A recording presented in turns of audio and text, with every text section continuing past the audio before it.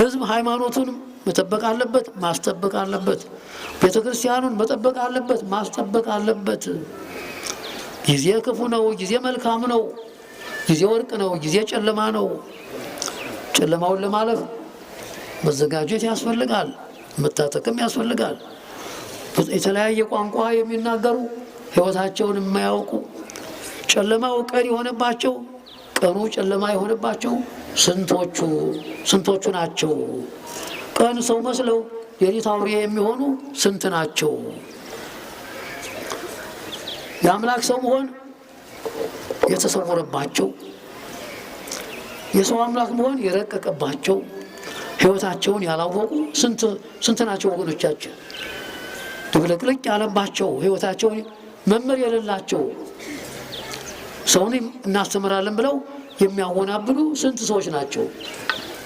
ስለዚህ ህዝቡ፣ ከተማው፣ ገጠሩ ባለቤት ሲሆን ባለቤትነቱን አላወቀም። ወራሽ ሲሆን ወራሽነቱን አልተረዳም። የሚጨብጠውን አጥቶ እንደ ገበታ ውሃ ነው ወለል የሚለው። ስለዚህ ጠንከር ብለህ ቤተክርስቲያንህን ጠብቅ።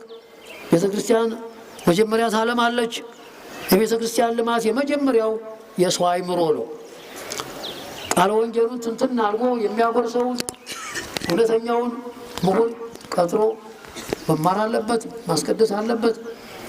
ንስሐ ገብቶ ስጋውን ደሙን መቀበል አለበት። በቤተክርስቲያን ስር ያልከበረ ንስሐ ያልገባ ስጋውን ደሙን ያልተቀበለ የእግዚአብሔር መንግስት ለመውረስ አይችልም። እኔ አይደለሁም፣ እኔ አሳሳቢ ነኝ። ቃለ ወንጌሉ ነው። የወንጌሉ ስርጭት እንደዚህ ነው።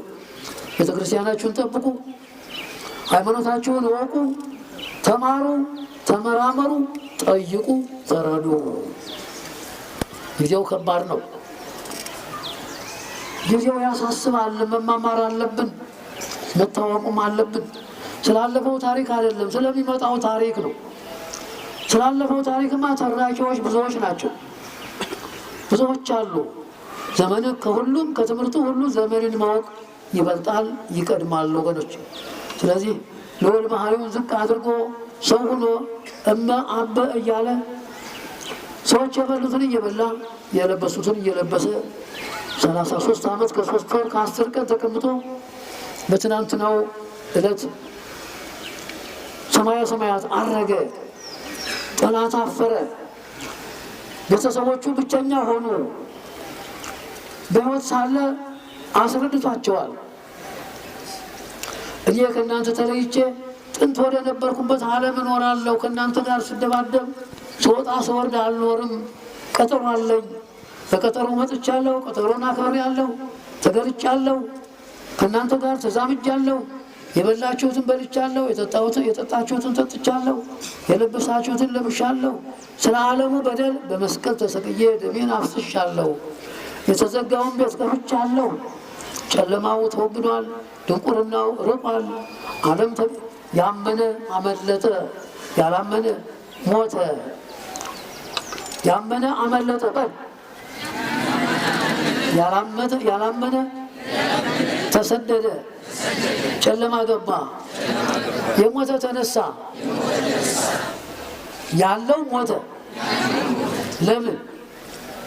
ባለመማሩ፣ ባለመረዳቱ። ስለዚህ ዘመን የማያስተምረው ማን ነው? ለዘመን መታዘዝ ግድ ነው። ዘመን ያስተምራል፣ ዘመን ይጥላል፣ ዘመን ያነሳል። ያልታየው የሚታየው፣ ያልተሰማው የሚሰማው፣ ኃጢአተኛው ጻድቅ የሚሆነው፣ እውነተኛው ሰው የሚሰነካከለው በዘመን ነው። ለዘመን መታጠቅ ይገባናል። ገበሬ በዘመን ነው የሚያመርተው። ወታደር ዓመት እስከ ዓመት ዘማች ነው። ነጋዴም ነጋዴ ነው፣ አትራፊ ነው። ስለ ዓለሙ ስለ ስጋው ዓለም ያተርፋል። ሰማያዊ መንግስት እንዴት እንደሆነ ግን ገና አልሰማም። ሰዎች ለምን ይሞታሉ? የሞቱት ሁሉ ወዴት ይሄዳሉ? አካላቸው ሲቀበር እናያለን። ህይወታቸው፣ ነፍሳቸው ሰው ወዴት ነው የምትሄደው? እንደ ስራዋ፣ እንደ አምልኮቷ፣ እንደ ጽናቷ በዚህ ዓለም ምን እንደሰራች ተሰብስቦ ይጠብቃታል።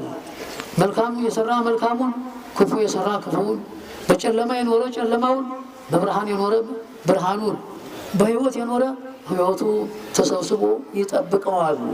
ስለዚህ በዛሬው ዕለት ቤተክርስቲያን የምታከብራቸው በኢትዮጵያችን እውነተኛው አባት ጻድቁ የእግዚአብሔር ባለቤት የመንግስቱ ወራሽ የሆኑት ጻድቁ ተክለ ሃይማኖት ፍልሰተ አጽማቸው ኢትዮጵያን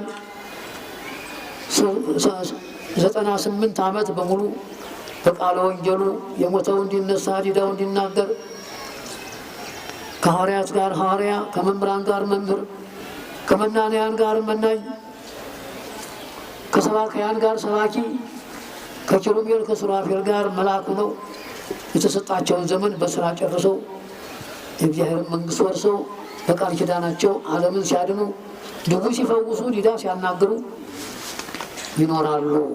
በተጨማሪም ዛሬ ታላቁ ሊቅ ዮሐንስ አፈወርቅ የተባለው አባት ከዚህ ዓለም በሞት የተለየበት ታላቅ ዕለት ነው። ክርስቶስ ሰምራ እናታችን በዚያ በሸዋ ክፍለ ሀገር ነው ሀገሯ ወደ ጎንደር ሄዳ መላ ዘመኗን በተጋድሎ ፈጽማ ያረፈችበት ዕለት ነው። ቃል ኪዳን ተቀብላበታለች። እነዚህ ሁሉ ከክርስቶስ ልደት ከክርስቶስ ዕለተ ሞት በስሙ ተጠምቀው ስጋውን በልተው ደሙን ጠጥተው ስለከበሩ ሀብቱ ስማቸው ረድኤቱ አቅርቧቸው ከዚህ ዓለም ወደ ሰማያዊ መንግስት ተለውጠው አምረው ስለተከተሉት አክብሯቸዋል። ይህን ስል እንዲያው መከራ ሳይቀበሉ በሰላም ያለፉ አይደለም። ችግሩን፣ መከራውን፣ ረሃቡን፣ ጥሙን፣ ብቸኝነቱን ተቋቁመው ነው። ወገን እያላቸው ወገን እንደሌላቸው በስደት ዓለም ዘመናቸውን ጨርሰው ዛሬ በብርሃኑ ዓለም ይዋኛሉ፣ በሰላም ይኖራሉ። ስለዚህ የሰላም አምላክ ይጠብቃችሁ፣ የሰላም አምላክ ይጠብቅን።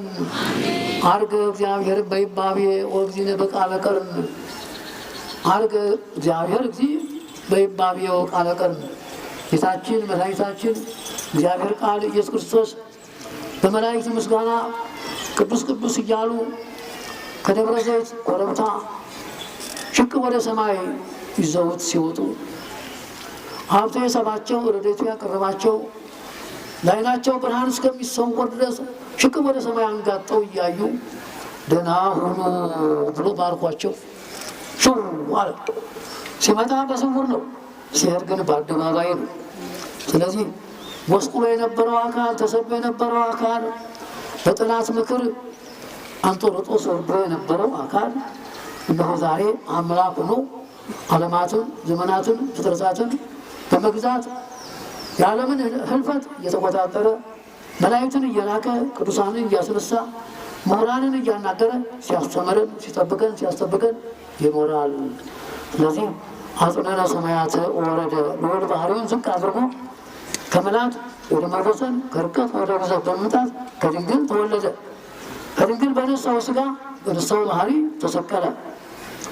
እነሆ የሚጠራጠሩ ሰዎች ካሉ በማን አካል ተሰቀለ፣ በማን ደም ዓለም ከበረ ብላችሁ ጠይቋቸው። የተሰቀለ በግዘፍ ነው። ዓለምን የፈወሰ በደሙ ነው። ፀሐይ ለምን ጨለመ? ጨረቃ ለምን ደም ሆነ? ከዋክብት ስለምን እንደተረገፉ? ምድር ከምስራቅ እስከ ምዕራብ ከሰሜን እስከ ደቡብ እንዴት ተንቀጠቀጠ? ሙታን እንዴት ተነሱ? መቃብራትስ እንዴት ተከፈቱ? በዕለተ ዕርገቱስ ግርማን መላእክት ቅዱስ ቅዱስ እያሉ እሱ ምንነቱን ገልጦ ከደብረ ዘይት ኮረብታ ተነስቶ ሰማያ ሰማያትን አልፎ በአንድነቱ በሶስትነቱ ሄዶ ከአባቱ ቀኝ ሲቀመጥ የኛ አካል የኛ ሥጋ ከድንግል የተገኘው የተከፈለው ማለት ነው። አካለ መለኮት ባህሪ መለኮት ሆኖ ዓለማትን ዘመናትን ሲገዛ በመጨረሻውም ቀን ተመልሶ በአካል በግዘፍ ይመጣል። ያን ጊዜ ነው ችግሩ። ኃጥአን በግራ ጻድቃን በቀኝ ሲቆሙ ይገለጥ።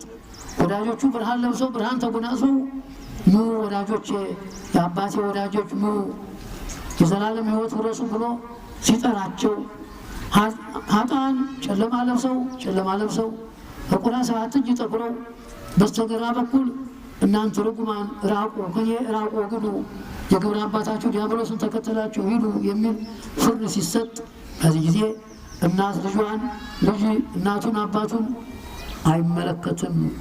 እስመ ኩሉ ጾሮ ይጾሙር ሰው ሁሉ ሸክሙን ይሸከማል ይላል።